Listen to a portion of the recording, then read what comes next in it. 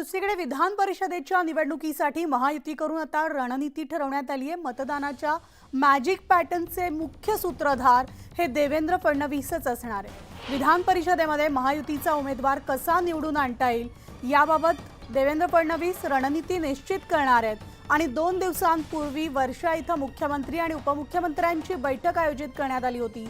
त्या बैठकीमध्ये एकमतानं फडणवीसांच्या नावावर शिक्कामोर्तब करण्यात आले।